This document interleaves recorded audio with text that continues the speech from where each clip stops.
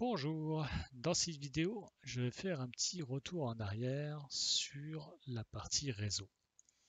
Pourquoi? Parce que c'est quelque chose de vraiment important avec VirtualBox, c'est les différents types de réseaux que vous avez dans vos machines virtuelles.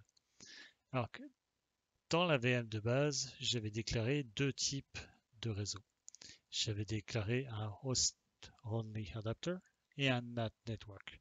Celui-ci permet d'aller sur Internet, celui-ci permet de rester juste à l'intérieur de la machine. Là, on a des VM où j'ai juste le host adapter. Pourquoi? Je vais vous montrer un cas pratique qui est très utile et qui est très utilisé dans l'industrie. Le but étant d'avoir un certain nombre de machines qui sont dans une bulle. Et grâce au VirtualBox et le Host Only Network, c'est très facile à faire. Donc, par exemple, ici, nous avons un réseau standard. Donc, il y a un firewall vis-à-vis d'Internet. On a notre switch. Et sur notre switch, on a, là c'est notre PC. Imaginez que c'est un serveur. Ça revient exactement la même chose. Nous, on a juste un PC ou un Mac ou votre PC sous Linux, Windows, whatever. Dans cette machine-là, vous démarrez votre VirtualBox. Et dans cette VirtualBox, vous allez démarrer plusieurs VM. Donc là, par exemple, nous avons une VM qui va faire tourner un HTTPD. On a une VM pour la gestion de l'authentification sur les serveurs ou sur l'application. On a une VM qui va gérer tous les logs, aussi bien HTTPD, l'authentification et les logs qui vont venir de la base de données. Puis donc là, la quatrième VM, ça va être la base de données. Toutes celles-là, elles sont dans un réseau interne de VirtualBox, le Host Only Network. À l'intérieur de cette boîte, les machines sont capables de communiquer entre elles. La VM1 est capable de parler avec la base de données. Donc, une requête arrive sur le serveur HTTP, il fait la requête à la base de données, puis il ramène cette information au serveur HTTP pour affichage. Le HTTP, il log la personne qui s'est connectée et en même temps, il va loguer les logs. Donc, à chaque fois, le log part du HTTP, passe sur la switch, le routeur, il remonte au niveau des logs. Quand il a besoin de parler à l'authentification, il descend sur le routeur, il remonte sur l'authentification. Mais tout ça, c'est à l'intérieur de VirtualBox. C'est dans le Host Only Network. Ça ne sort jamais de la machine. C'est super utile parce que ça veut dire que c'est hyper sécuritaire. Personne ne peut voir le trafic qu'il y a là. La seule personne qui peut voir, c'est celle qui est ici. Il faut qu'elle soit assise dans cet ordinateur-là pour voir ce qui passe. Ça fait qu'on a un environnement qui est très sécuritaire. Donc c'est très utilisé dans l'industrie pour arriver avec des solutions clés en main. Alors vous allez avoir un fournisseur qui va vous donner un certain nombre d'appliances, de VM, toutes montées. Donc par exemple un serveur HTTP, un serveur d'authentification, de log, une base de données, il y a plein d'autres choses. Donc, il peut vous donner comme ça un certain nombre d'appliances qui vont être déclarées dans une machine où il va y avoir un VirtualBox ou autre chose. Et ces machines-là vont tourner à l'intérieur. Ces machines-là ne peuvent pas aller à l'extérieur. La seule machine qui pourrait aller à l'extérieur, ce serait le HTTP. Les autres ici, elles n'ont aucun besoin d'aller à l'extérieur. Donc la seule machine qui aurait besoin d'y aller, ce serait celle-ci. Mais pour l'instant, on est juste sur un host only. Donc toute l'information reste dans cette boîte-ci. Et ça ne sort pas. Donc, le HTTP, la seule façon de pouvoir consulter ce HTTP, pour l'instant, c'est d'être sur cette boîte. Si je regarde mon setup, là pour l'instant, j'ai que la base de données et la partie HTTP. Je vais me mettre sur la partie HTTP. adresse IP, c'est le 192.168.56.103 en IPv4. Et au niveau du serveur de base de données, c'est 192.168.56.104. Donc juste pour vous le prouver, je vais faire un ping du 192.168.56.104. Donc là, je ping. Comme vous voyez ici le réseau, là. On voit l'indicateur réseau. J'arrive à rejoindre mon serveur de base de données. Puis l'inverse, bien sûr, est vrai. Hein.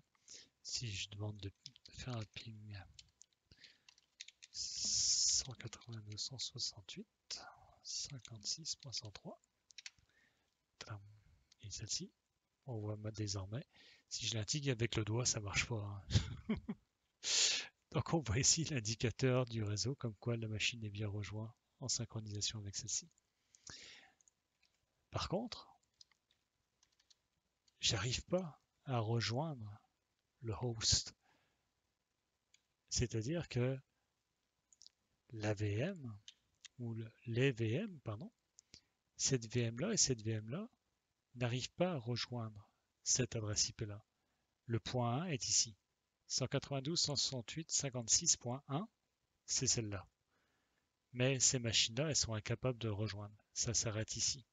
Ça montre à quel point la filtration est intense au niveau de VirtualBox. C'est très sécuritaire. L'inverse, par contre, n'est pas vrai. Cette machine-là peut se connecter sur les autres machines. Encore une chance. Donc, par exemple, ici, je suis sur le host, donc sur le PC. Moi, par contre, je peux rejoindre le 103 et le 104. Alors, le host, lui, peut rejoindre les VM à l'intérieur de VirtualBox, mais les VM dans VirtualBox ne peuvent pas rejoindre le host pour des raisons assez évidentes de sécurité. Il est d'ailleurs assez facile de voir ça dans la fenêtre Windows en regardant les routes. Donc, sur ma machine Windows, la route ici 192.168.56. Excusez-moi.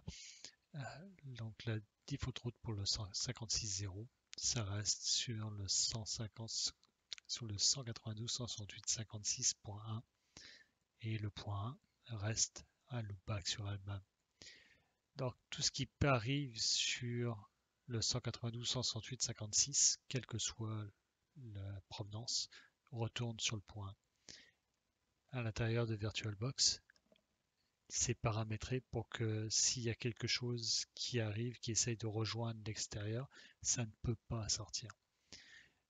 Il n'y a rien dans le domaine d'adressage qui permet de sortir de cette plage-là. Donc on le voit sur le netstat. Et on peut voir sur le ipconfig. Oups. On va mettre tous les détails. Alors, sur le VirtualBox Host Only Network, on peut le voir ici, la plage d'adresse IP au complet, le netmask, donc ça c'est une classe C, et les DNS internes, bon c'est des DNS internes sur le VirtualBox, le FEC0, machin, c'est l'adresse IP qui va se mettre à lui-même. Puis ça c'est vraiment la définition, ça c'est la boîte bleue, on va dire que c'est le routeur qu'on peut voir dans la présentation précédente. Ce routeur-là, c'est l'interface qui est ici.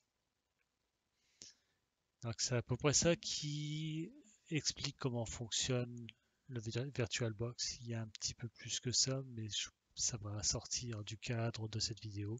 C'était vraiment quelque chose de relativement simple pour expliquer à quoi sert le Host Only Network et comment il peut être utilisé pour vraiment en prendre avantage. Bien évidemment, cette VM-là, il est possible de l'exclure et faire en sorte que celle-ci aille sur Internet. elle va avoir, comme j'ai mis pour la VM de base, deux cartes réseau, la host only et une deuxième qui permet, elle, de rejoindre Internet. Donc, ça conclut cette présentation. Si vous avez apprécié et si vous avez appris quelque chose, n'hésitez pas à faire un like ou mettre un petit pouce bleu et faire un subscribe. Je vous remercie et à bientôt.